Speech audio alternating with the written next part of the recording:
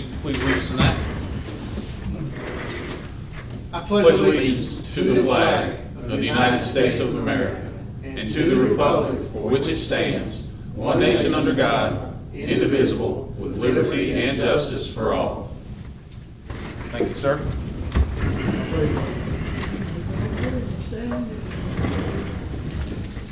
Next item on our agenda is a moment of silence. If you would please join me in that.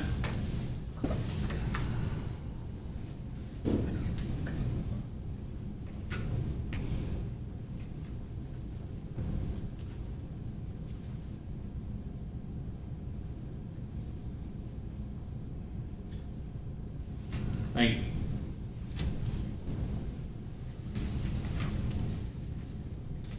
Next item on the business on the agenda is our agenda approval.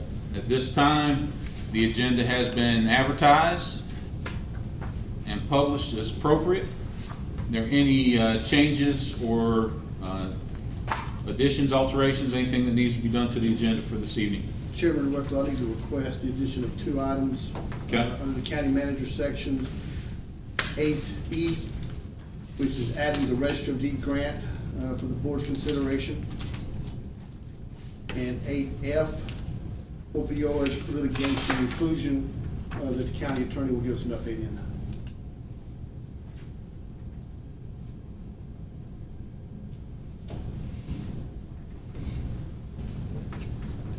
Okay.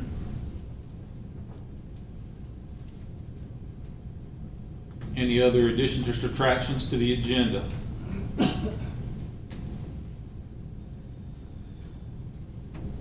All right, hearing none, I'll entertain a motion that we approve the agenda as amended. So moved. Second. Motion by Vice Chairman Garrison, second by Commissioner Hensley. Any discussion? Hearing none, move to a vote. All in favor? All right, we have an agenda. Next up on the agenda is going to be our consent agenda. Tonight, pretty light. Standard tax refunds and releases, the Art Park finalization agreement, the Go Rail letter of support, and the approval of the April 9th regular meeting minutes, April 12th special meeting minutes, April 23rd special meeting minutes, and April 30th recessed meeting minutes. All that has been provided for you guys to check it out. And are there any questions or concerns about any of those items? If not, I will entertain a motion that we approve the consent agenda. So moved. Second. Motion by Commissioner Hensley, second by Commissioner Wyatt. Any discussion? Hearing none, all in favor? Consent agenda is approved unanimously. Up next is our public comment. This is our regular public comment, and we've only had one individual sign up for public comment this evening. That individual, when I call your name, if you would please come to the podium, introduce yourself, let us know what community you live in, and we'll get started. You've got 3 minutes at that point. And the individual is Maxine Ramsey. Ms. Ramsey, please come up to the podium. Thank you, ma'am. The floor is, if you don't mind, state your name and tell us what community you live in. Maxine Ramsey. I live in the Mars Hill community. I live on 200 Leisure Ridge Drive. You don't have to give us your address. It's okay. And I appreciate the opportunity to speak. Yes, ma'am. The floor is yours. It seems that people in this county are harassed over the slightest infraction. And then, especially this 50-foot ridge setback, which I think is ridiculous anyway. But then a man comes into this county, finds a loophole on a piece of property, and he's exempt from all rules and regulations in this county. The rest of us have to go by the rules, but he does not. He can do anything he wants to, however, whatever he wants to on this piece of property. He gets building permits to build 3 multi-housing units. Then he changes his mind, he started out with 4 and 2 and 4. Then he changed his mind and decided to build 6 in each one of them. So now he's got one of them built, very ugly. It has doors and windows in the front, nothing anywhere else, which to me seems to be unsafe. But now he's, I hear, and it's hard to know for sure what he's doing because there are so many stories told about what he's doing, and he tells everybody something different. But right now, he's getting ready to build another unit, and this one, I've heard, is gonna be 3 stories high and parking underneath on the bottom story. And, but anyway, the effect on our property values is tremendous. He's right next to the housing development where I live, and there's another one right next door, and another one up the road just a little piece. In fact, this is going to affect Mars Hill. He's dug straight down where he's building this second building, 8 or 10 feet. There's no barrier or anything. That seems to me would be unsafe for people or animals.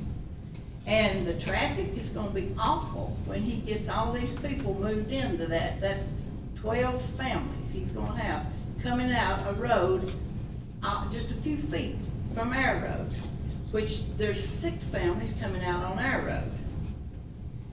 And so it seems that this man has taken advantage of the good people of Madison County. Thank you.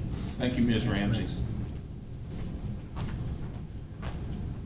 There are no other folks signed up for public comment, so this time we'll close public comment. We'll move on to our next agenda item this evening, and that will be our 2023 final audit presentation by Mr. James Bentz at Malden and Jenkins. Mr. Bentz, the floor is yours, sir.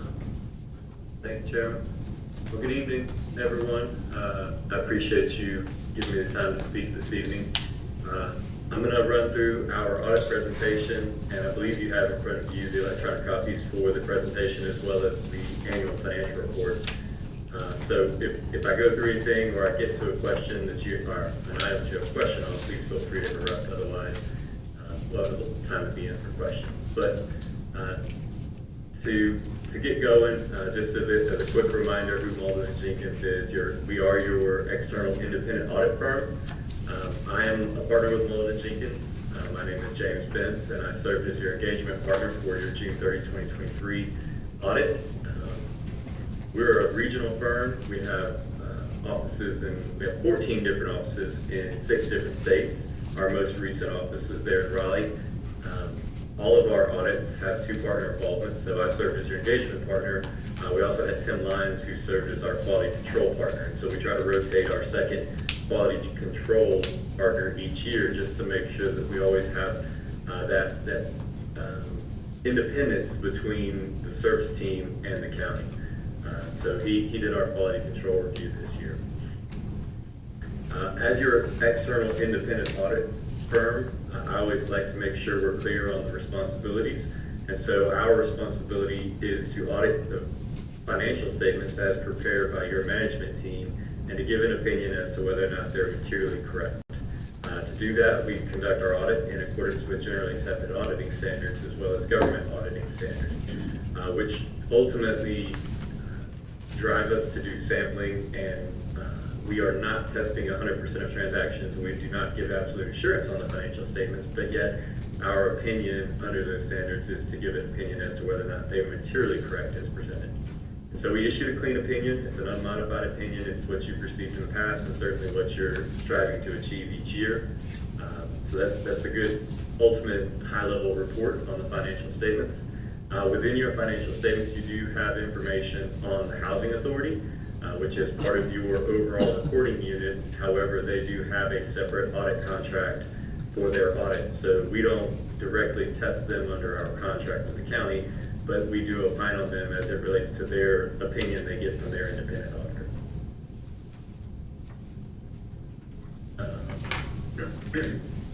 One of the things I always like to point out here on slide number 5 is as part of our audit, not only are we making sure that you've implemented the appropriate accounting standards each year, but we're also reviewing your estimates and judgments that you make, or that management makes through the audit process. And so there are estimates in your financial statements, just like there are estimates in all local government financial statements. And we did not notice anything that was out of the ordinary for a county or a local government within your operational area. I will say, last year we implemented GASB statement number 87, which had some time and effort related to the accounting related to leases. This year the county was required to implement GASB statement number 96, which deals with subscription-based information technology arrangements. And so that is certainly, those two standards have more, I guess I'm trying to think the best way to say it, have more of a management time and effort than a result that you see in your financial statements. And so I do want to just acknowledge that going through the process of evaluating those was a heavy lift for all local governments, but especially for your management team, whereas you may look in your financials and the end result doesn't really reflect the heavy lift of that. But you do have to go back and reevaluate all these contracts for 87 and all of your technology arrangements to evaluate which ones qualify under the standard. So it was a new accounting pronouncement implemented this year. On page 6, one item that when I do like to make comment of, we did receive full cooperation from your management team, and through the audit process there was questions back and forth regarding information provided, but we ultimately did not have any disagreements or difficulties in working with management. So I really appreciate the cooperation and the information they provided to allow us to conduct the audit and get the audit wrapped up. I'm going to skip over to slide 8 and just kind of touch on some of the high-level outcomes from this year's audit. So looking at the financial perspective, here you can see we've got a slide that's comparing your fund balance for your general fund at the end of each of the last 3 fiscal years, with the kind of the blue bar at the bottom of that bar graph representing your unassigned fund balance. And so you can see not only has fund balance as a total grown over the last couple of years, but we've also had the unassigned fund balance number growing as a percentage of the annual expenditures. And so if you just look at 2023, you'll see as a ratio of unassigned fund balance to just your pure expenditures for your general fund, it accounts for about 47%, which is a really strong number for a June 30 year-end local government. And so, keep in mind a couple of factors that went into this. Is you all have used some of the coronavirus state and local fiscal recovery funds to help cover some of your operating costs. And so that has allowed us to build fund balance, which is very common for most local governments throughout the Southeast right now. This next slide is similar data just compared to a different set of inputs. And so obviously, to back up, the LGC now has a data input calculation that they use for your financial statements, and it compares some of the same numbers looking at both your assigned and unassigned fund balance as a percentage of your annual operating expenditures as well as transfers out. And so when you combine those numbers, you'll see this table is slightly different, slightly higher percentage, but it's including your assigned fund balance as well. And so you can see with their metrics, the county this year ended about 58% of those of your fund balance available for future use, which compared to what they qualify as the smaller counties, their median number was about 39%. So you're actually doing better than the comparable counties your size based on the LGC numbers. Also wanted to take a look at your general fund budget for the year. And so obviously your general fund being your main operating fund, we like to do what we call this 30,000 foot, the airline highlight of how we did compared to budgets this year. And so you can see you've got here several columns. We've got the original appropriated budget that was set by you all, and then the amendments that occurred during the year coming to our final approved budget as it's compared to the actuals for the year. And so you can see the revenues. We amended revenues throughout the year based on activities as you would expect. And we actually ended fairly close in total. We anticipated 37 million, we actually collected about 36.5 million in total revenue. The expenditures came in well under budget, and so while we were anticipating having about $40 million in expenditures, you only ended up having about 32.5 million, which is a good portion of how we added to the fund balance this year. Also, looking at your landfill, your proprietary fund, their basis of accounting is different than your general funds. They're trying to look at their budget. Is not always the easiest way to kind of evaluate how they did for the year. So typically, we point people to the cash flow statements. And so when you look at your cash flows for the last 2 years, you can see both last 2 years, we've actually been able to generate positive cash flows from operations. And this year, 2023, that allowed the landfill fund to be able to repay the general fund for some of their interfund borrowings to the tune of about $1.4 million. And so, as you all are aware, historically, we've leaned on the general fund with some of the timing of the cash flows in that fund, and we were able to repay those balances this year. As a result of the audit, we did have a few items that are included in our government auditing standards report as findings for the audit. And so the first item on here is a segregation of duties, which is not a new finding. Obviously, with your management team, you are limited in staff, so we do have a lot of areas of the monthly reporting as well as the year-end closeout where we're having to work to develop compensating controls to address the small staff size. And so there are areas where people have access and the ability to different parts of the accounting process that in an ideal environment, you'd be able to separate with multiple people. But we're working to try to minimize these over time so that we can build in compensating controls to mitigate the fact that there is a limited staff size in the accounting department. Mr. Benz, can I ask you a question, sir? Yes, sir. How common is this among smaller county governments like ours? It's very common, I guess would be the best way to say that. Okay. And then, I'm sorry, go ahead. I cut you off, sir. Go ahead. I was going to say, obviously, one of the challenges that a lot of local governments are facing, regardless of size, is, and there's been multiple articles on this, but the employee or the resource pool of certified accountants now is getting harder and harder to find people interested in the accounting field. And so being able to not only fill your departments as a general challenge for local government, for smaller governments, is still there, but then you also have dwindling resources available to kind of pull from. So it's certainly a challenge that not just small governments or medium-sized governments are facing, but it is very common in governments your size to have a limited staff size. And would you be in a position to tell us how many employees would we have to have in that department to avoid having a segregation of duties problem, or is that not in your purview? I don't have a number that I could give you at this moment. We could certainly come back and give you more information, but the challenge you would have is a lot of times to be able to segregate these out. I just don't have a number to give you at the moment. I'm sorry. No, that's okay. Well, I was just curious if you had an idea, had a number in mind, but that's good. Thank you. Yes. Sorry to interrupt. Carry on. Okay.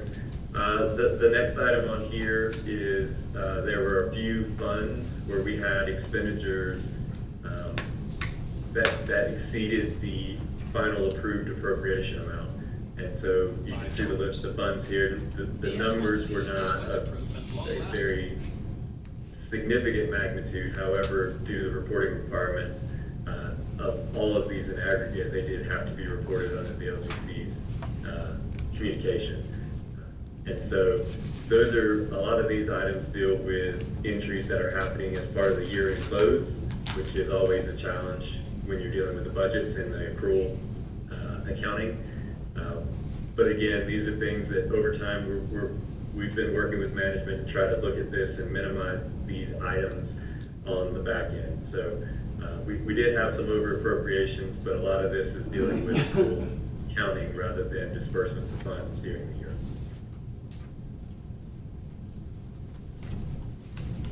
Also, as a result of the LGC's performance indicator calculations, there are 2 items in here that are required to be communicated to the board.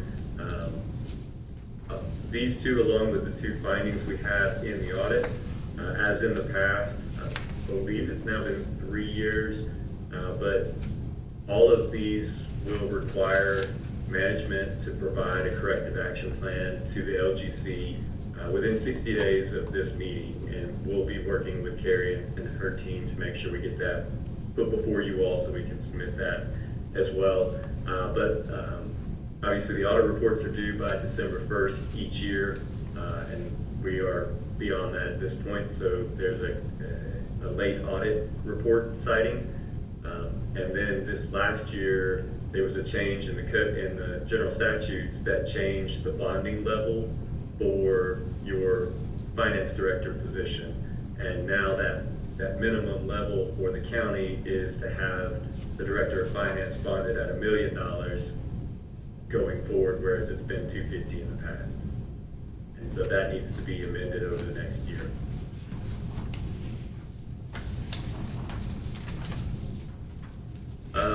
And like I said, with those 4 items, those are items that will require a corrective action from the county to be submitted to the LGC within 60 days going forward from today.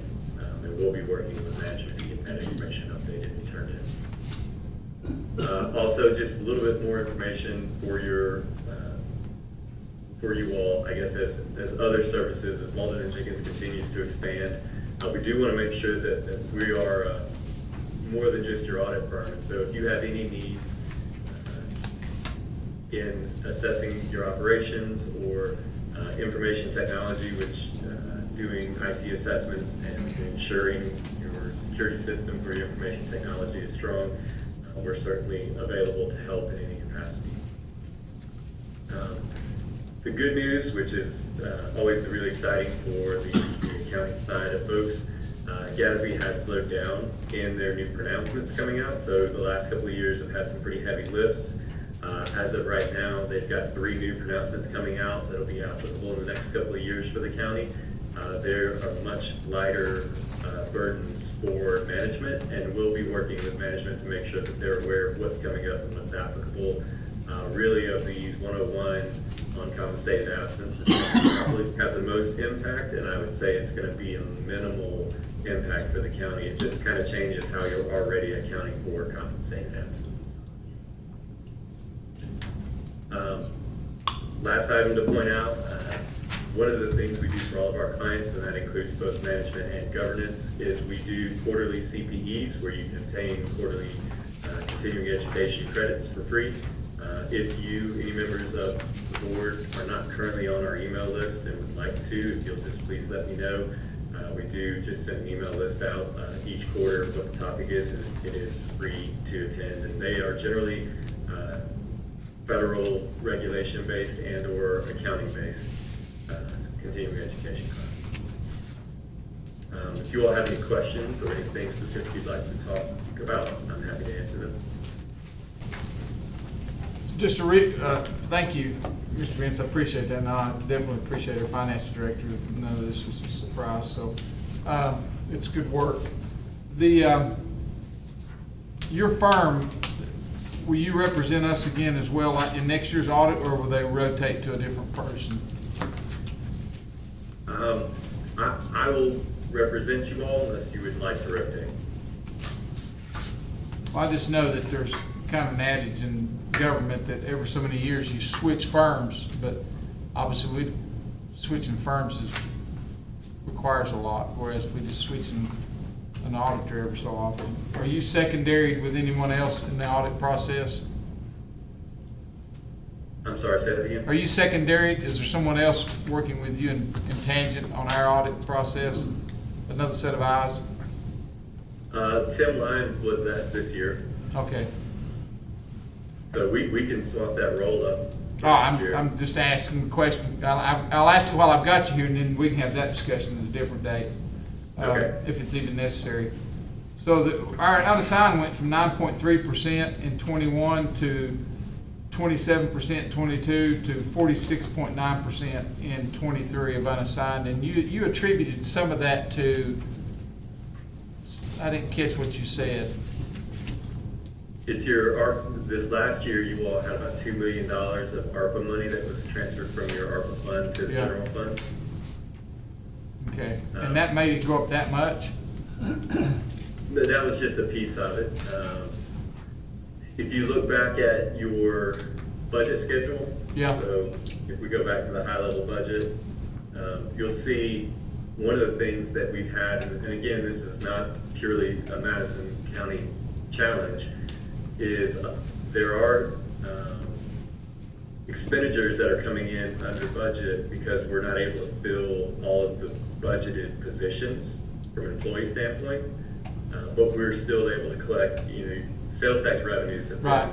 been a big thing for a lot of governments. And so I believe your sales tax revenue was over $1 million more than anticipated. So we're still getting currently injections of the revenue from the economy, which I'm not an economist, but there is belief that eventually the sales tax revenues will slow. But you're not filling all your vacant positions, so you're getting the revenues, but the employee costs are staying down. Our finance director was wise in estimating in last year and this year how the sales tax revenues are going. I noticed they've plateaued and gone down this month, so it's interesting. And under the negative aspect of that financing chart, what is financing S/U? Pardon my ignorance. Third line, okay. $1 million. That's just accounting, so it's the other financing sources, which it would be like your transfers in or lease proceeds, and then other financing uses, which would be your transfers out. So it's kind of the below, I guess you call it below the line. It's not your traditional revenues and expenditures, but it's your transfer activity. And I'll have to. So in essence, it was $1.8 million less than we had projected. You had budgeted 3.2, and I guess for clarification, when you do your budgets, obviously you're required to budget use of fund balance, and so I think about $2 million of that is what you had budgeted as a use of fund balance, but you can see in your actuals, we didn't use any fund balance, Right. we added. Right. Instead of using $1 million, we added 5 or 6. That's correct. I think you anticipated to use 1.8 and you added about 5.5, so. All right, thank you, and I'm sorry for the questions. I like to learn as I go. Madam Director, the landfill, the enterprise system had a $758,000. I guess is that money that's moving forward to be set aside for cell closure and capital improvement? We have that set aside, that's different than that amount. We have some set aside for that. Thank you. Congratulations. In regards to our late status for, I think you said 3 years in a row, we've been late. Without trying to throw anybody under the bus here at all, is there a good reason that we've been late the last 3 years, or is it on us? Who's it on?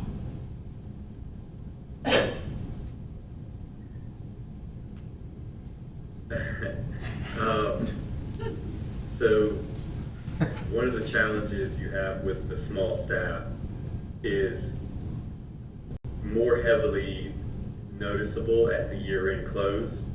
So, if you think back to the segregation of duties comment, the day-to-day operations, that segregation just is more of a risk of missing an error. It's more heavily noticed at the year-end close. So what you all do to kind of help with the year-end close is outsource that closeout to another firm. This last couple of years, that closeout has not been ready until November, December, which really doesn't give time for an audit to occur by the year end, by the deadline of December 1st. It's gotten closer each year, but part of the challenge is just getting your books closed and ready for an audit in enough time to get an audit started for year end. That is the most careful answer I've ever heard. You should be a politician. Very diplomatic. Thank you, sir. Yes, thank you. Anybody else have any questions? No, sir. Bill? No. All right. Mr. Bentz, I think you're off the hook for the evening, sir. Thank you.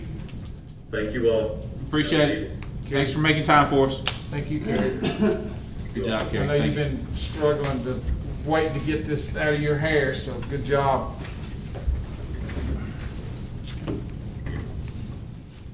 All right, our next item on the agenda is going to be public hearing for proposed amendments to Madison County Land Use Ordinance. And this is in reference to the data processing facilities. And at this point, Brad, come on up to the podium, please. Developmental Services Director Brad Guth, the floor is yours, sir. Thank you, Mr. Chairman. Commissioners, you have in your packets the planning board's recommendation for changes to the land use ordinance regarding data processing facilities. Data processing facilities are just kind of a group of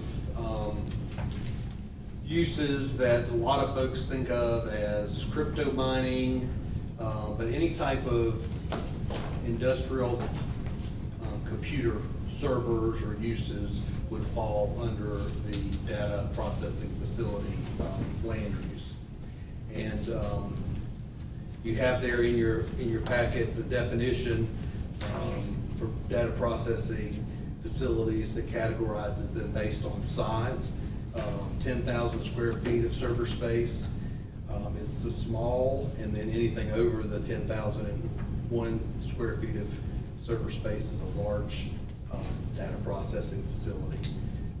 The small data processing facilities would be permitted in our commercial districts, and then our large ones would be permitted in our industrial districts. And then there are special requirements that would go along with those permitted uses or special uses. There's criteria for height, use separation, structural requirements, access, security screening, utility notification, signage, and noise control. And then you have I don't know if you would like me to go through the actual requirements one by one, or if you've had enough time to review them in your packet, but there's the submittal requirements and structural requirements and all those things that are requirements. Does anybody here have any questions? Were you able to ascertain everything you needed to with your normal review? There is a resolution in your packet for the text amendment, as well as the consistency statement and reasonableness statement for your review. So the next portion, unless any of us have any questions right now, we'll move on to the public comment portion of this hearing. There was no one that signed up for the public comment portion of this specific hearing. However, pursuant to our normal rules, if there's anyone that is in the room this evening that would like to comment on this specific matter and this specific matter only, please make it known to the board at this time. Seeing or hearing none, I'll move that the public comment portion of this presentation be closed. Is there a second for that? Second. All right, then, second by Vice Chairman Garrison. Any discussion? Hearing none. All in favor of closing public comment? All right, public comment is closed. So now we move to the discussion portion of the agenda for this topic. Is there any discussion by the board at this time? I just got a couple questions for Brad. Yes, sir. Are we just being proactive at this, and there's not been nobody that's actually come to us and wanted to put one of these in? There have not been any inquiries for a data processing facility. I think when we first initially started this, there had been some concerns in western North Carolina, I think specifically in Cherokee County, about a server farm that was creating noise and problems for the neighbors, so we wanted to be proactive to make sure that we at least had those type of uses in our ordinance, and that we were able to regulate those if they decided that they wanted to come to Madison County. But there are no pending projects or anything dealing with data processing facilities. And is this for outdoor and indoor facilities? Because I know some of them's indoors and some of them's just like a substation that's fenced around. Yeah, it would be for any type of processing facility. So if you, which I think what you're saying in terms of the outdoor facilities is they're typically a pod where Yes. the server's inside, but there's multiple pods as opposed to being all under one roof. Right. So this would regulate both of those type of facilities. If you had multiple pods, though, I guess to piggyback on that, if you had multiple pods, how does that The square subjected to footage. the, It's the square footage. not of each individual pod, it would be the totality of the pods? Okay. And is the actual equipment, is that gonna be like taxed through property taxes, or can we tax that equipment? Be Tax business question pro- is not really one that I can speak to. I'm pretty sure that it would be taxed. Commissioner Hensley, it would be anybody that would move that, those kinds of assets in would be subject to business, property taxes. Commercial asset tax. Yes.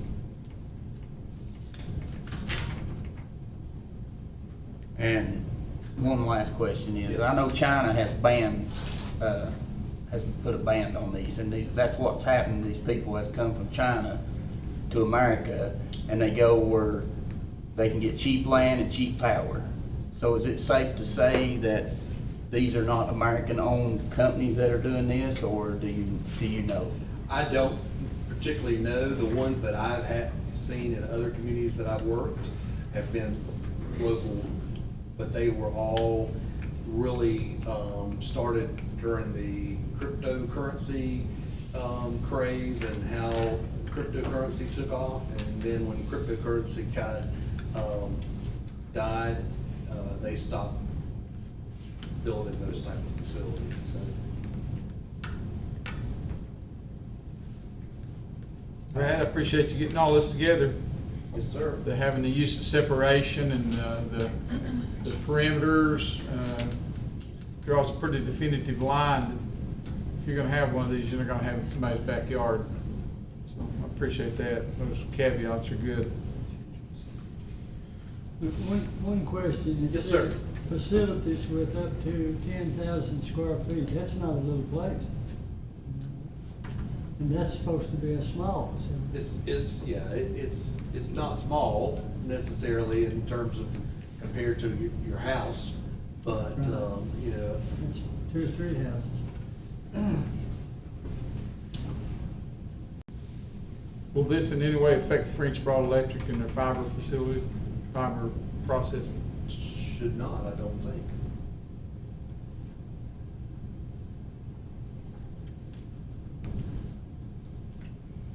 You might want to check on that. Well, we need to, I just can't see allowing something that you don't have a lot of control over. I mean, I see you've got control, but, not complete control. Can we tell them they can't come, you know, when you get down to the brass tacks? No, sir, we can't zone anything out. It has to have some place in our ordinance that would permit them to locate. Now, you could change you could change the, no, sir, it's not at all. You could change the zones that you have it in the ordinance now and only allow them in your industrial zone. If that's something, that would be more restrictive. But you know, the planning board, when they, and the work groups that worked on this, felt like they could have enough of a buffer and enough control over it to not have it negatively affect other businesses in the commercial areas that we have, which are also very limited. So it's not like these are gonna necessarily go up next to, somebody's house, but, if you're. They can go up, but it'll be a quarter mile away. If they use a lot of electricity, is that gonna affect the price of electricity for the county? I don't know the answer Is to that gonna that. happen? Either, a lot of places, like Chairman, or Commissioner Hensley mentioned, is that they go to places that have cheap energy because they use a lot of They energy. won't come here then. Believe it or not, Bill, ours is pretty cheap compared to a lot of areas, so I know it's hard to imagine, but it is. All right, any additional discussion? Any additional questions? So this time, we've got a resolution before us. This resolution, I guess, was constructed by the planning board, is that correct, Brad, or you? The resolution was, I did the resolution, but Okay. it's to approve the amendments that were approved by the planning board. Very good. So, we've got the resolution before us, resolution for text amendment to the Madison County Land Use Ordinance regarding data processing facilities. Whereas the development and regulation of data processing facilities are essential for supporting Madison County's economic development and technological advancement, and whereas public hearings and comprehensive stakeholder engagement have been conducted fulfilling the requirements as mandated by state statute, and whereas the Madison County Planning Board has unanimously recommended the adoption of the specific ordinance amendments for data processing facilities, and whereas these amendments require a text amendment to the Madison County Land Use Ordinance to ensure proper regulation and support for such facilities. Now therefore be it resolved that text amendment to Land Use Ordinance, the Madison County Land Use Ordinance is hereby amended to include definitions, land use districts, and special requirements for data processing facilities as recommended by the Planning Board. The consistency and comprehensive plan, the amendments are affirmed to be consistent with Madison County Comprehensive Plan, supporting the county's strategic goals and policies. Reasonableness and public interest, the amendments are considered reasonable and in public interest, facilitating technological growth while ensuring that environmental and community standards are maintained.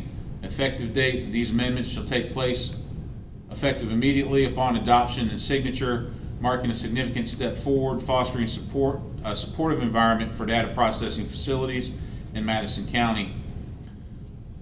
So that is the proposed, well, I'm having a brain cramp here also, the proposed resolution. And I'll present that in the form of a motion. Is there a second? Second. Second by Vice Chairman Garrison. Any additional discussion? Hearing none, move to a vote. All in favor? It's unanimous. Okay. Thank you, Brad. Thank you, Brad.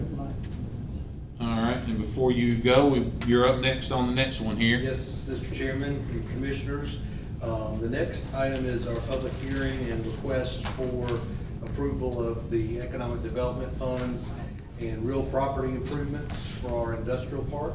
As you all know, we secured a grant from the Golden Leaf Foundation for $1.5 million, and it requires some match from the county, and that's $294,550.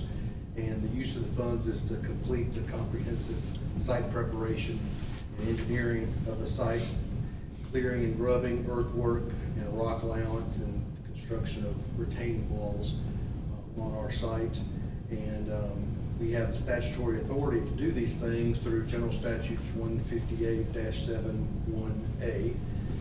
And we're going to have a project ordinance that's also part of your packet, as required by General Statutes 159-13-2.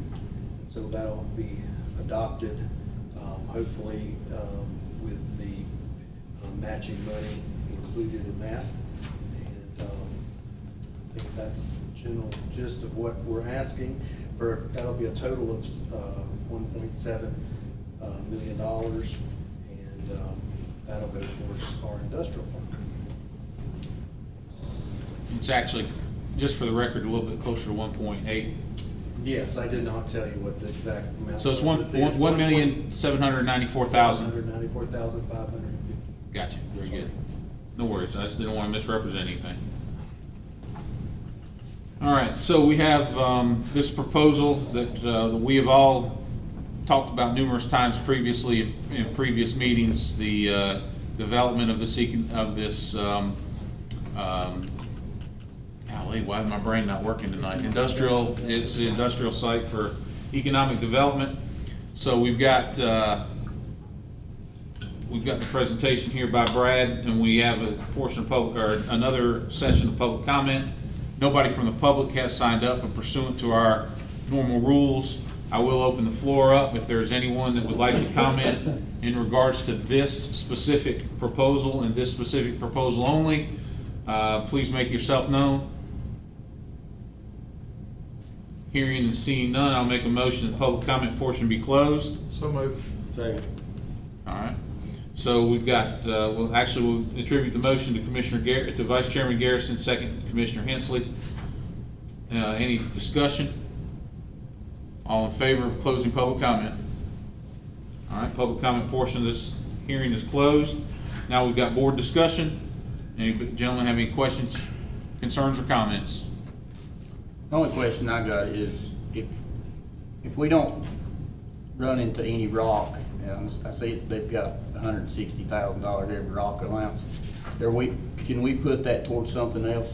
The golden leaf part of it, can we move it to something else? The golden leaf part, I'd have to confirm with golden leaf, but of course, our portion of it, I think, is Yeah, it's 160 or both. 160 would certainly be able to put, You're right. not spent or put towards something else. And there was really, Brad, that was one of maybe two categories, primarily that one, I guess, that we could claim that as our portion of the remainder. And should it not happen, then we just wouldn't spend the money. Right. Is that correct? That was kind of the tentative plan. That's why that was divided that way. Does the value of the land count towards the match? Or are we talking new money? No, sir, this is new funding. Okay.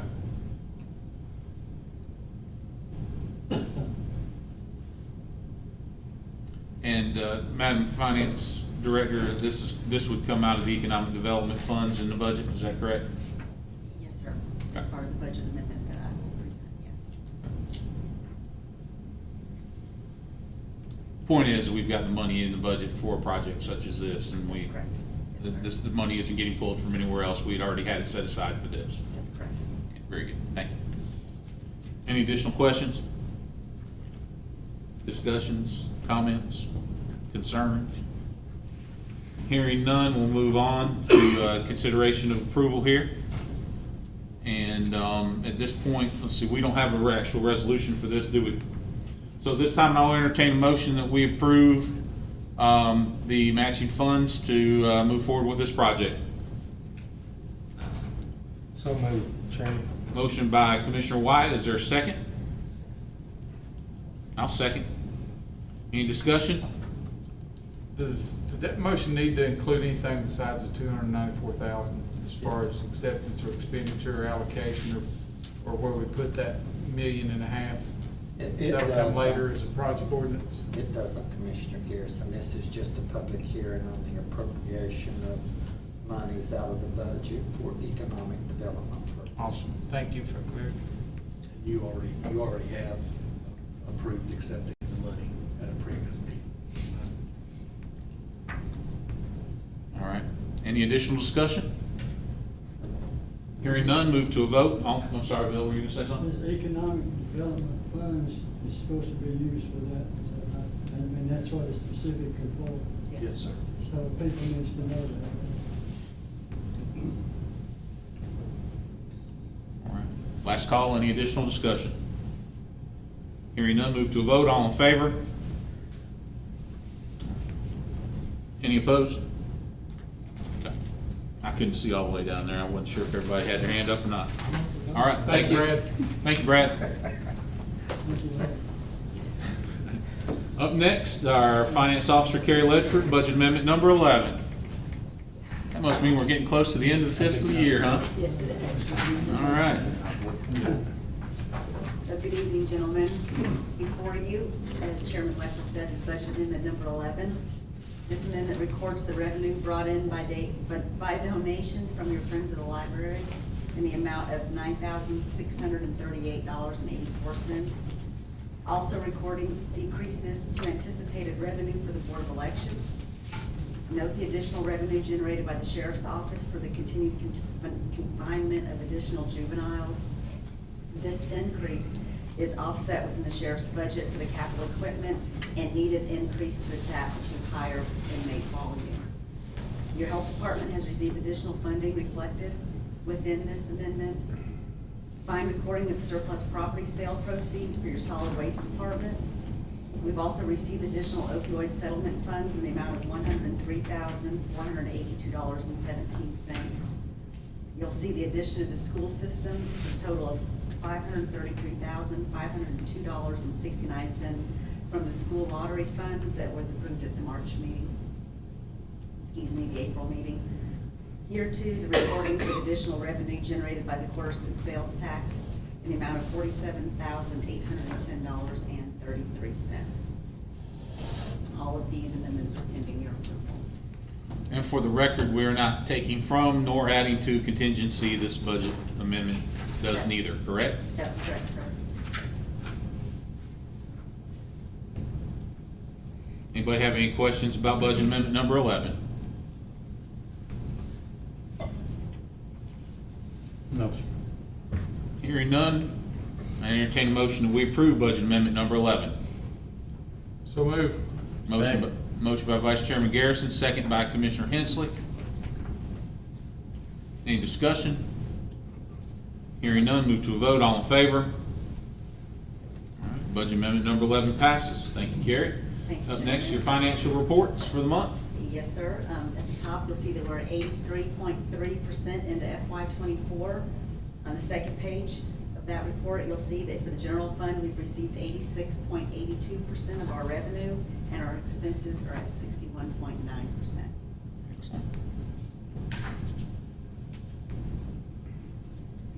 Any questions about the finance report? Is that 61 point something percent, is that pretty normal for this? Or is it It's a below? little lower, I think. That's good. But that's good. Yeah, that's good. That's good. We've still got some stuff that'll hit before the end of the year, though. Yes, That sir. we're just waiting for, right? Yes, sir. Carry somewhere in here, and I ran across it earlier. Again, I forgot where I saw it. There was something about how there was a section that was put in there for holiday. Was that just for information only, as far as, because we're paying out the salaries, and you were Yes, sir. explaining earlier? Yeah, That was just a, yes, sir. The personnel policy that was currently adopted has there, I put a copy of that in for your record that states by the end of this year, we have to pay out all holiday pay that is due to our employees. So you'll see throughout the budget amendment, increases to certain salary lines where those departments did not have the addition to pay for that holiday payout. thank you. And that's by the end of the fiscal year, correct? Yes, sir. You may have said that and I just didn't hear it, but I wanted to make sure. Any other questions? I'm sorry, that was more for the budget amendment, but it still is interesting to clarify. Thank you. All right, last call. Any other questions? Carrie, thank you. An excellent job with the audit. Thank you, sir. We appreciate the extra work that you and your staff and all of our county staff puts into that. It's a big undertaking and appreciate it very much. Thank you. Thank you. Well done. All right, up next on the agenda is County Manager Rod Honeycutt. Good evening. We'll start with items 8A. You should have a budget packet in front of you. It looks like this.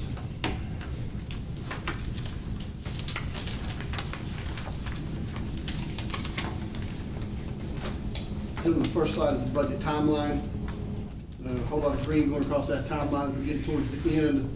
Like we just spoke about, tonight is the 14 May manager budget options that I'll go over with you. recommending that 20 May be the budget presentation, and then 11 June, the budget public hearing and for your adoption and consideration. Some of your questions will transition to the next slide. It should be slide 3 in your packet. Slide 3 is a previous document seen before. That was the original submission from the staff. There was a couple of questions from the commissioners that I owed you some answers on. Specifically, the question on the juvenile revenue. And we had a conversation with the North Carolina Department Director, Juvenile Corrections, Bill Lassiter. He confirmed right now there's no intentions to stop or reduce that fee, and talk about potential of expanding. However, acknowledge the fact that this is a very immature revenue stream, and there's considerations that we have to take into account. So if you transition to slide 4, will be the one of 3 options of balancing the budget. This one is a 35 mill rate, generate an additional $288,000 over last year. Includes 6 months of the juvenile correction like was on the last slide.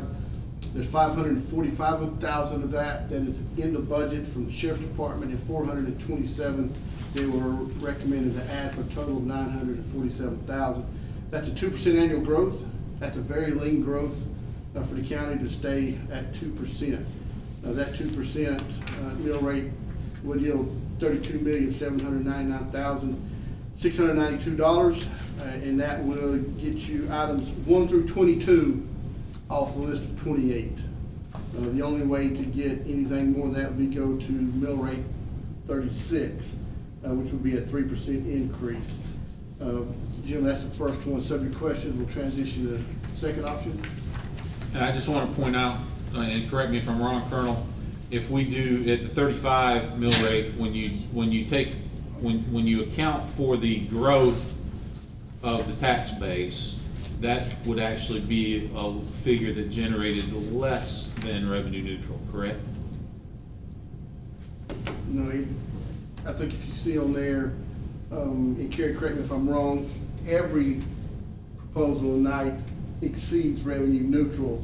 It's the nearest one to revenue neutral. I got you, okay. And so on that slide there, decision point number 1, got the county seal by it with the DP1, and that is whether or not we want to accept 6 months of the juvenile revenue. And decision point number 2 is to defer 6 items off that list. Really the 2 decision points to consider with that course of action. Transition into number 2 is a 37 mill rate, and that would produce $1,026,095 more property tax than last year. That includes 3.5 months of juvenile correction. That's what the sheriff had in originally.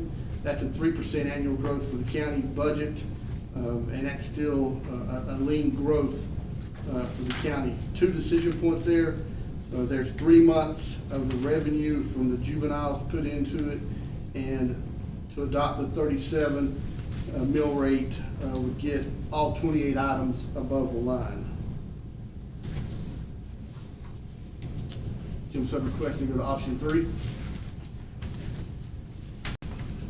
Option 3 is the 36 mill rate, which generates $657,000 more than 2024. That includes 4.5 months of juvenile revenue, and at 1 month of $162,000 for a total of $707,000 for the juvenile revenue.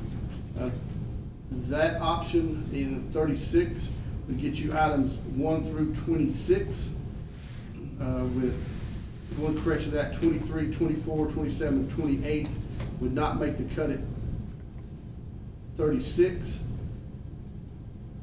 So 2 decision points accept the 4.5 or adopt 4.5 in the budget, and decision point 2 would be to defer those 4 items.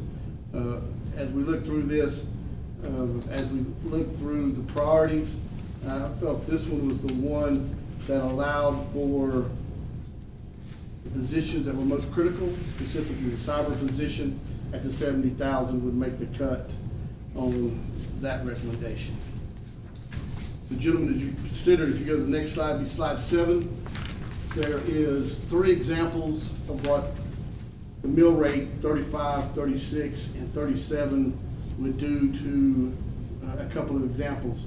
The first example, previous value was $172,235 residence. The new value of that is $301,000 as you get into the reassessment.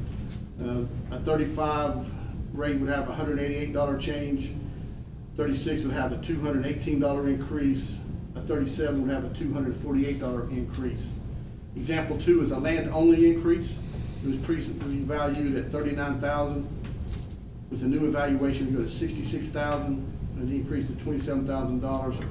The effect on the taxpayer would be $233 at the 35 rate, $240 at the 36 rate, and $246 at the 37 rate.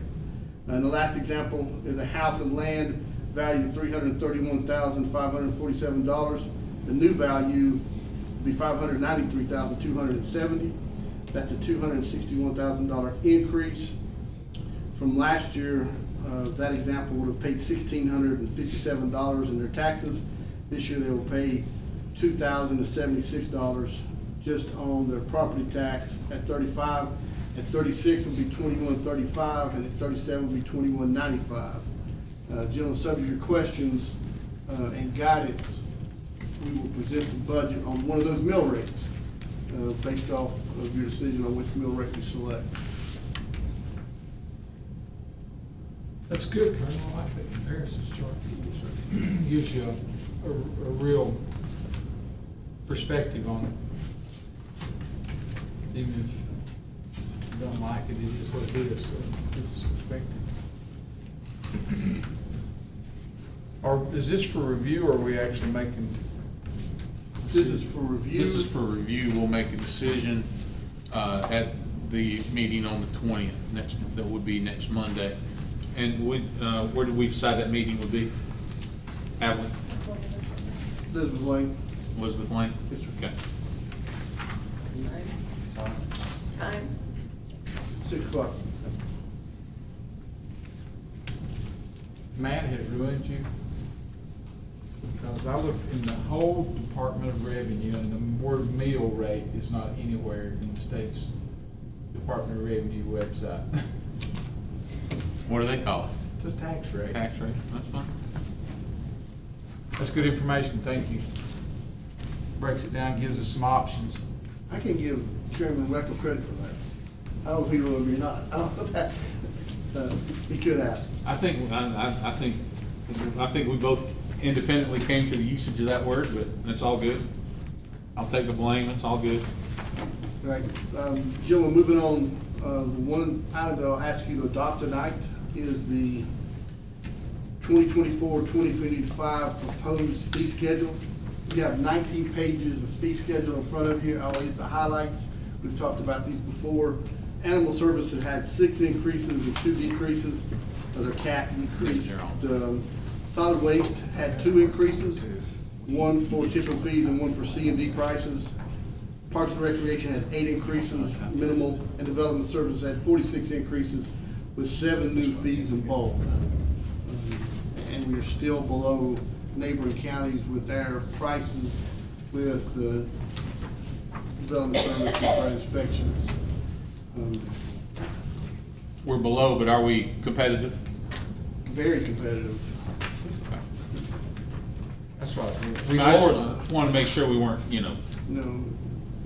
giving away the farm or anything. Well, actually, Commissioner White last week had read some of the, and we were a couple of $100. When I say competitive, it's probably the wrong term.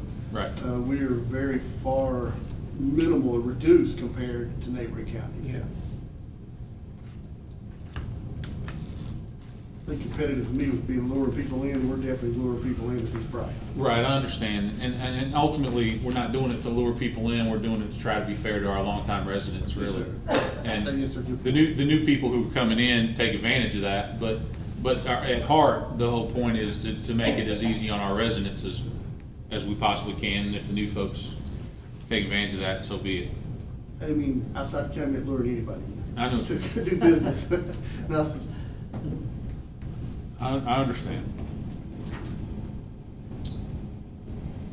So at this point, you guys, we've had this, this hasn't changed from It has the not. proposed schedule of fees This is the- that was given to us a week or two ago, correct? And this is one of the foundations of the budget, to make sure we got the revenue up straight. Right. Before we present the final budget. Very good. So this time, we're looking to adopt the schedule of fees, and at this point, I would entertain a motion that we do so. I will make it in the form of a motion. How's that? Get the ball rolling? Who wants to second that? I'll second. Second by Vice Chairman Garrison. Is there any discussion? Are we gonna look into the solid waste disposal card fee? We gonna do that now, or for churches? I think what that was meant to be a topic of, based on the email that you sent out earlier in the day, Yes, sir. that you were gonna commit to, doing research on that, and that would be, potential change in, future change, correct? Future change will require a change to our ordinance, which will have to happen outside of the budget cycle, just for the amount of time. And I'll ask Attorney Laws to correct me if I misspeak here, but, so right now we've got 2 disposal fees, one for commercial, one for residential. But we can create a third category for facilities that are minimally manned, minimally occupied, with a reduced usage of what the access to the landfill. So you'd have 3 categories.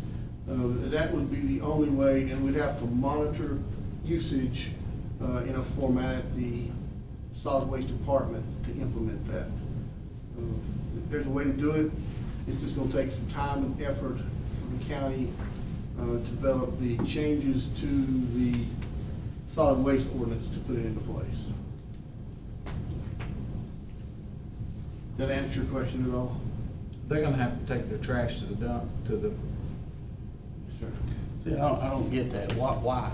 Why would churches have to take their trash to the landfill?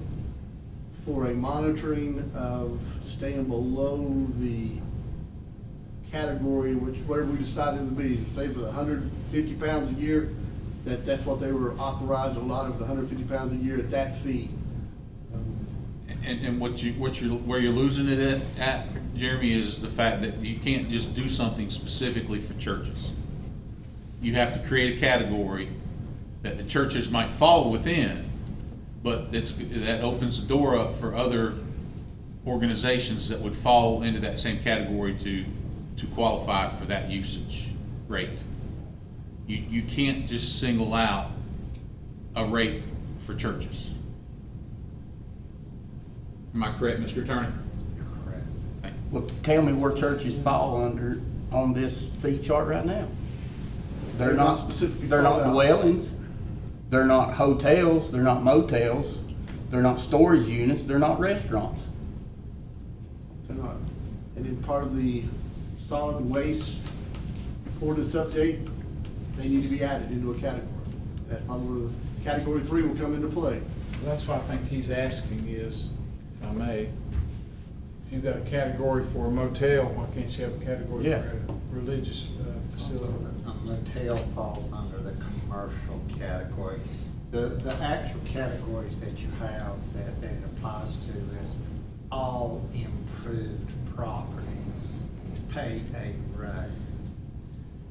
And you can, if you want to create, you just cannot say churches. You can't give churches as a religious organization any kind of special category under availability fees. About nonprofits.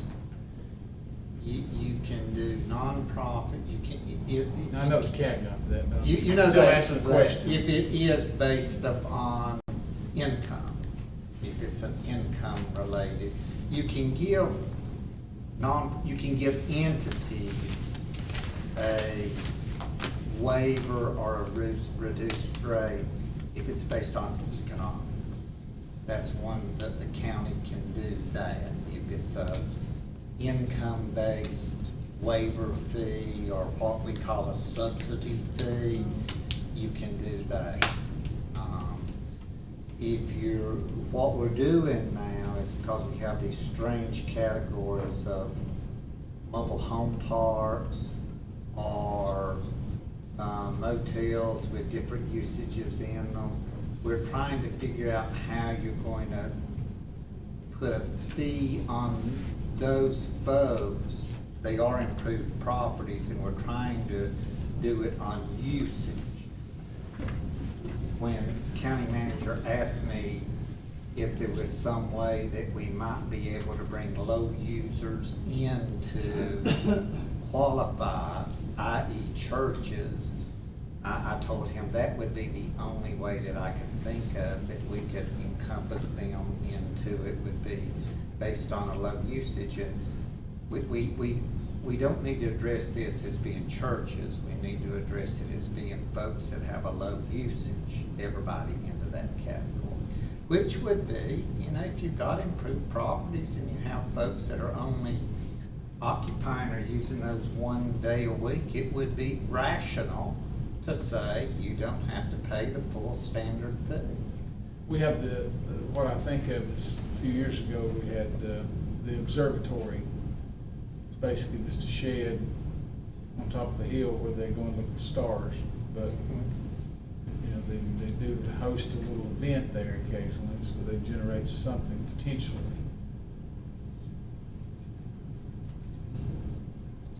What about fire departments? Can you make a category of fire departments? I think fire department following and improved. It would be improved. Once you start trying to, you remember all the difficulty you had when you started dealing with duplexes and campgrounds and how you were going to apply a fee to these. The more of those folks that you bring into it, the more complicated it's going to be to set up a rational basis of categorizations of whatever improved properties. The simple way, the most simple way is that you've got an improved property, you pay this fee. Now, if you want to look into the type of improved property it is, you can carry that out as far as you have a work group that can set up a rational basis for it. And Commissioner Hensley, Commissioner Wyatt, and even Commissioner Briggs weren't on the board the last time we had these discussions. So some of these are kind of repeat questions for Commissioner Garrison and I, but,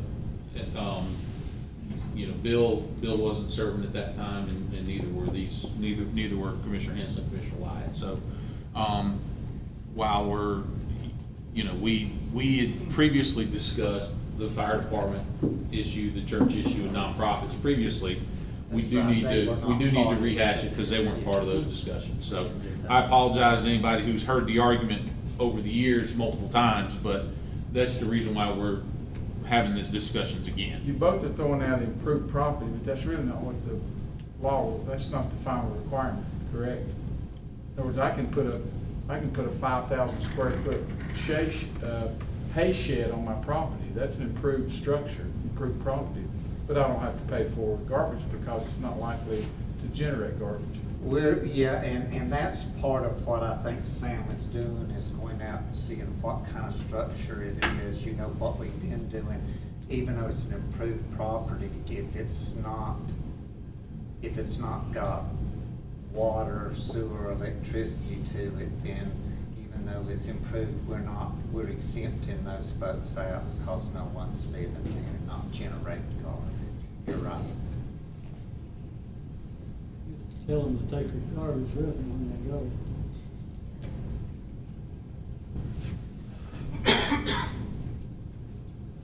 It's a difficult exercise. Yeah, that doesn't really work because they're still likely to generate trash that's gonna end up in the landfill.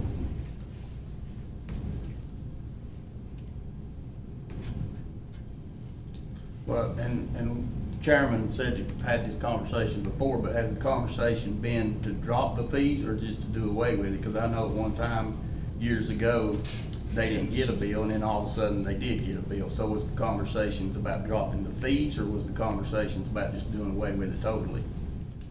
To answer that question, the conversation was both.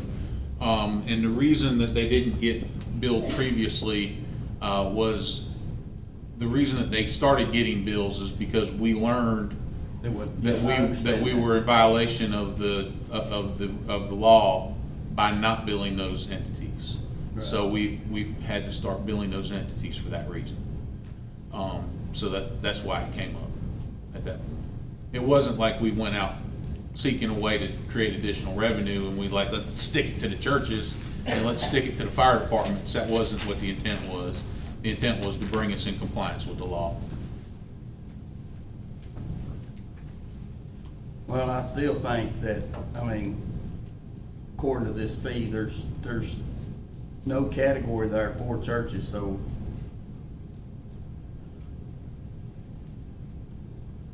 I mean, like I said, I mean, you've got residential dwellings, hotels, motels, cottages, inns, bed and breakfasts, campgrounds, storage units, restaurants, hospitals, businesses and manufacturing, that's based on square footage. So it falls in none of those categories.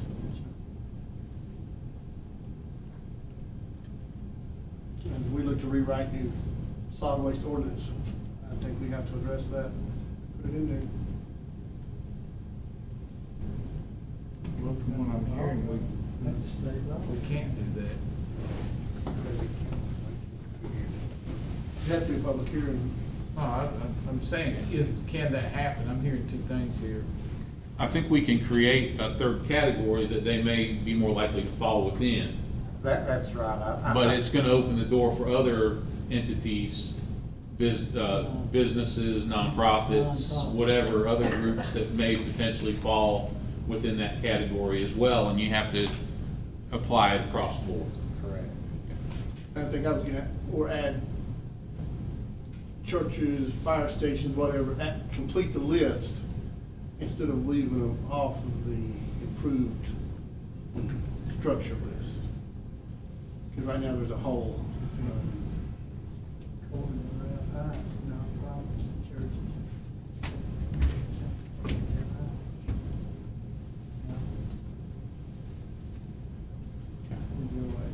Any additional questions on this subject?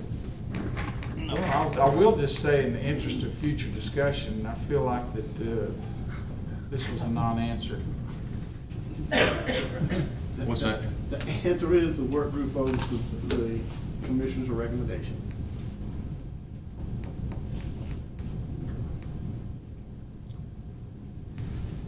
All right. So at this point, we have a motion on the floor and a second that we adopt the fee schedule as presented. Any additional discussion? Hearing none, move to a vote at this time. All in favor of approving the proposed fee schedule, please signify. That's unanimous. Thank you. Jim will transition into 8B, county surplus property. Jim, this is a plot of land, 1 acre, tax value to $23,063, PIN number 976909590. Had an old bid of $2,000, have an upset bid of $2,150, and the time has come to pass that it's now for decision to accept, counter offer, or reject that proposal. And so since this has already gone through the upset bid process, at this point, we are accepting it as it has been. We have the option to reject it, accept it, or counter offer. And then that's not subject to any additional upset bid process. This is to actually close the deal, correct? Yes, sir. If you counter offer, you will have to. If we make a counter. Counter offer, you'll have to re-advertise. Okay. All right. So gentlemen, we have our options before us. What is the will of the board?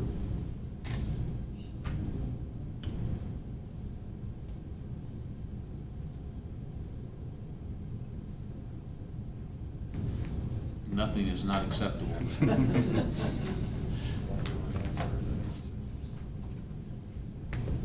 And this is I just have one one acre. question about that. So they put in, I guess the counter offer came, the upset bid process, timeline expired, and now that's where we're at. Yes, sir. Just for one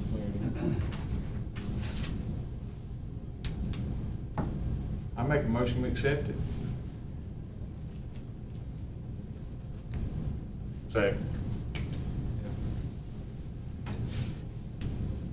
So we have a motion by Vice Chairman Garrison, the second was Commissioner Hensley. Okay. Any discussion?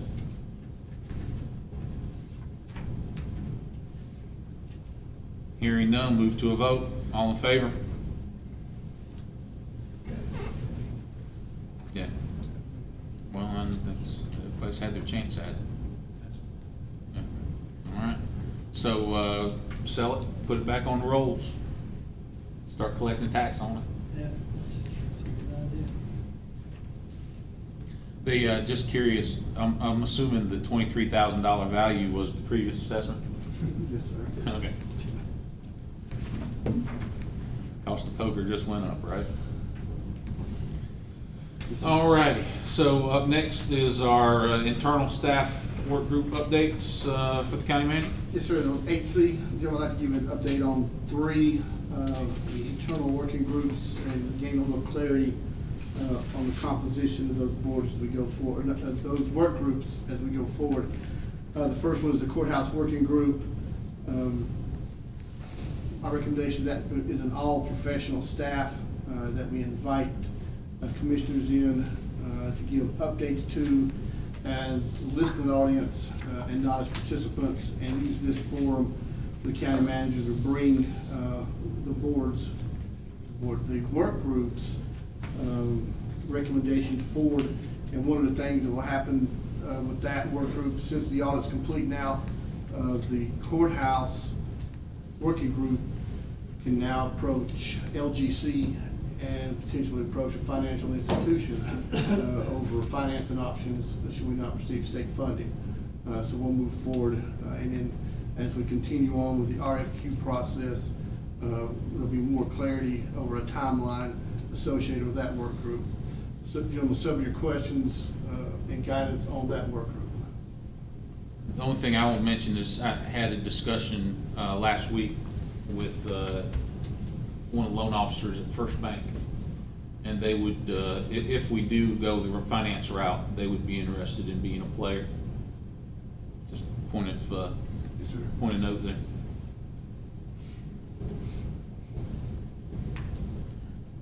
Any discussions about the courthouse work group? All right, Colonel, I think you got a plan. All right, gentlemen, moving to the solid waste ordinance work group. And I have a lot of guidance tonight to share with that work group as we come back with a recommendation. Right now, that is the solid waste director, a member of the finance office, a member of the tax office, the county manager, assistant county manager is comprised of that work group. In the same manner, that's an all-professional staff work group, and we will bring the same recommendations as mentioned previously in that one. Subject questions on that work group. Jeremy, you have any additional clarification you'd like to share with that group? Can a commissioner be on that work group? Can't be on it, you can. Be on it. So you can be on it, but it's no longer a work group. It now becomes a committee that has to be appointed by the commission with open meeting laws and notices to the public. I'm fine with either one, but this one has been purely a pure professional work staff previously. I think I'll give you my two I've got things your that guidance. I'm most concerned about according to Yes, I've that, got your so. guidance. And I think this is the forum to give guidance as I go through these groups, to justify, probably not a good term, but move left or right based off your guidance. And gentlemen, the final one is the Mountain Ridge Protection Work Group. The core of that, in my recommendation, the county manager, the assistant county manager, the developmental service director, to include the zoning and planning officer and an inspection member. We will meet with, that's the core. Right now, we've had contact with environmental health, forest service, realtors, builders, construction, and DOT. Plan to meet monthly and bring back recommendations. And my recommendation is for that to remain or transition to a professional staff-only work group. but open to any guidance or recommendations from the board. Yeah, I recommend we kick it back to the planning board where it started from. There's people on that board who've made suggestions as to what they wish they had done, or in hindsight, think they should have done. So I think, planning board should be planning. There are people that are interested in that board, on that board of, going back and visiting some of the concerns that our community members have and our commissioners have. It's a befitting place for it to take place. That's part of their responsibilities. And they're of the interest to do it, then I say we kick it back to them, let them do it. I would agree to that. Me too. Do we need to take formal action on that, or is that just advisement to the board, to the county manager? That's guidance that you're telling him. I mean, any group that he would set up would be a professional staff only, which would only be giving advice to you anyway. Right. So, And that's all we're seeking from the planning board as well as advice. yeah, and that would, like Commissioner Garrison said, that is advice that is what the planning board is supposed to do. Now, if the planning board undertakes to do that, they will have to do it in their specifically noticed and called meetings where minutes are held, and they would discuss that formally. But that would be entirely appropriate. Motion or no motion to move it to the planning board? There'd be no motion. No I motion think needed. you could just maybe give direction. You could give I got it. direction. Is there? Well, there again, there's people on that board that have experience with our local ordinances. They have experience with the very issues that people are concerned about. They're hearing those people's concerns and are interested in going back and getting a mulligan to try to come back with something that's a little more beneficial overall for the wellness of our county. So I'm gonna give them the chance to do it. Is there anyone on this board that has any objections to that or has any additional suggestions? All right, hearing none, I think That you got it? you've got it. Chairman Weckel and Colonel Honeycutt, I will say is a point of disappointment. This board has worked as transparent as possible in everything that we do. And our work groups have been hugely beneficial. The official ones and the unofficial ones at doing the business of the county and actually soliciting people from the county to engage in that business as well, to help us make decisions, not just on what we think, but to gain information from the community, to gain information from people who've lived here 50 years and people who lived here 5 years, and then to try to formulate and make good decisions. And so far, we've done a good job with that. Most of the product that's been generated has, ironically, Brad, has seemed to meet just about everyone's requirements. And so I'm proud of that. And just because there's a few little grumbles that find some minute aspect of a law that they think that the commissioners are subverting and trying to do things covert is offensive to me. But that being said, we're going to work in earnest to prove that that's not the case, and that we will entrust this county manager and those that work within county government to continue to do what we have been a part of all along. And for those that whined and cried at that, we fixed it. So now go back to whatever it is you were doing, and for those that were elected officials that did it, shame on you. You should have been minding your own business and doing the business that you were elected to do instead of the business of what we're elected to do.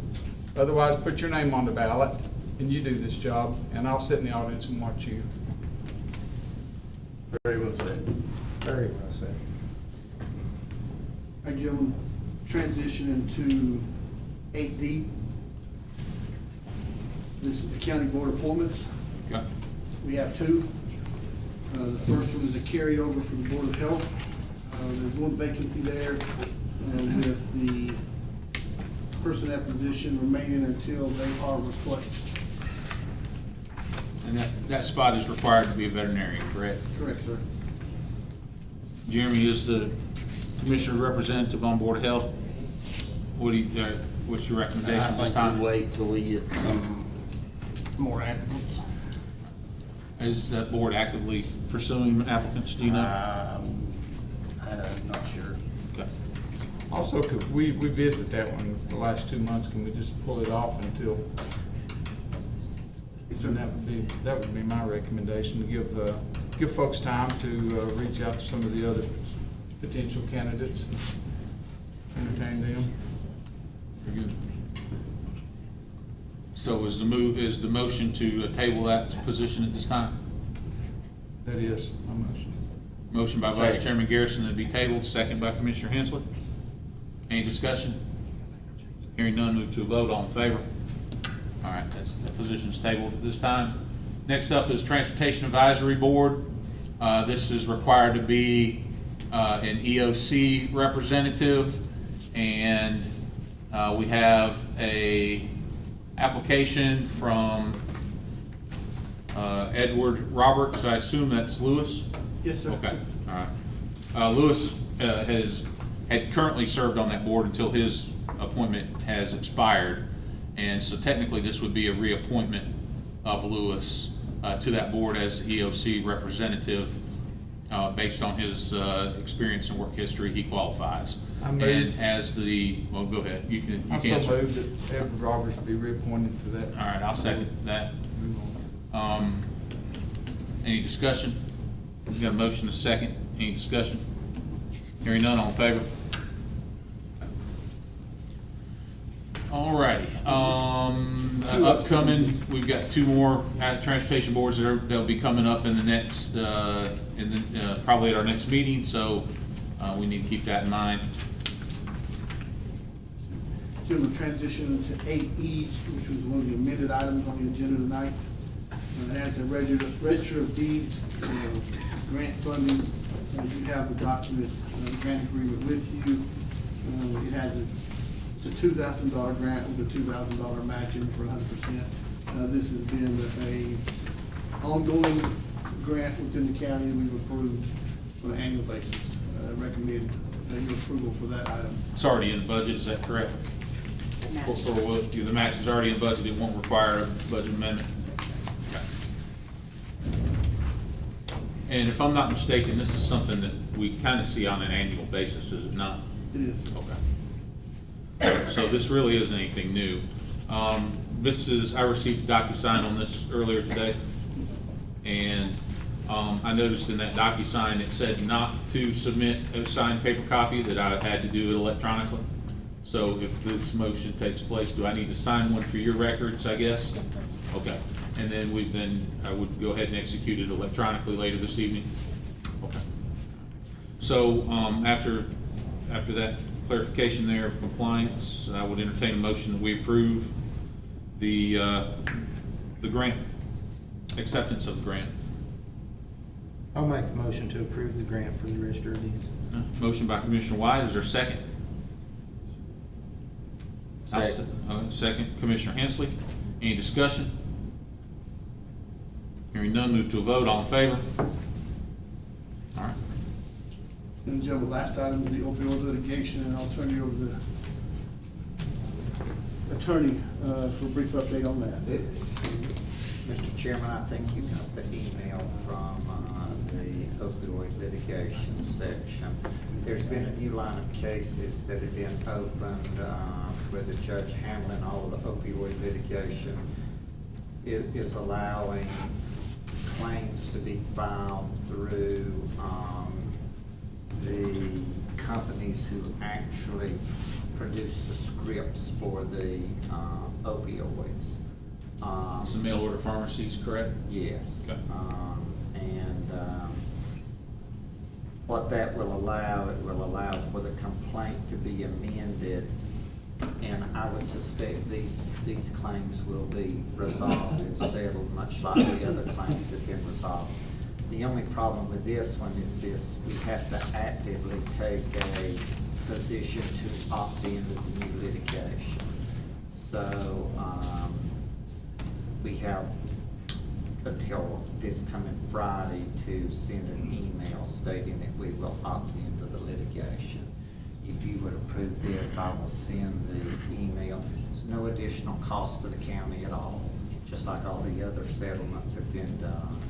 I suspect that sometime in the future, we'll get a notification to agree to the settlement, and then we will again get a distribution, much like we've been getting in the past. So I would recommend that you allow Madison County to enter into and be part of the litigation against these new companies. And this is just piggybacking on the current, essentially piggybacks on the current the litigation that we're already involved in, so it's really a natural evolution, Yeah, right? all of these defendants that are potentially see that they have some liability are now actually wanting to be part of this because they want this to be wrapped up into one lump settlement. I mean, they see You're done. the train has left the station, you know, and everybody's wanting to get on it as soon as possible. We So- discussed 133,000. That was from Walmart, I think, right? Was that one from, or one of them? I don't know. Maybe, maybe not. Yeah, all right, never mind. One of these script companies, CVS, was a large company. They did a settlement to us, so their script company was included in on this. So the ones that we'll be suing here are the two other largest companies that are out there. So there'll be some money involved in it. Absolutely. So, at this time, what's the, well, is there any discussion? Any questions for Don? I don't have any. Bill? Hearing none, what's the will of this board? We want to proceed? Sure. We need a motion for that effect? All right, so at this time, I'll make a motion that we agree to piggyback on to our original litigation and sign on to this, this new, Yeah, if you would, Chairman, it's called PBMs, which stands for Pharmacy Benefit Managers. okay. So, my motion then would be that we agree to sign on to the litigation and pursuing settlement from the PBMs listed in the litigation email. Is there a second? Second. Second by Commissioner White. Any discussion? Hearing none, move to a vote. All in favor? All right. All right, so that completes my portion. Based off any guidance, I got your takeaways. Recommend that we complete, go back into closed session to continue with. So we need to adjourn this meeting, correct, Madam Clerk? Yes, sir. And then we would need to then have a motion to go back into our special meeting in order to conclude our closed session items. Is that correct? Yes, sir. Okay. Out of recess. All right, so let's dispense with this meeting first. Is there a motion to adjourn? So moved. Motion by Commissioner Hensley. Is there a second? Second. I had a feeling it was gonna come. I figured we'd get Bill on the scorecard before the night was over with. All right, so we have a motion and a second by motion by Commissioner Hensley, second by Commissioner Briggs.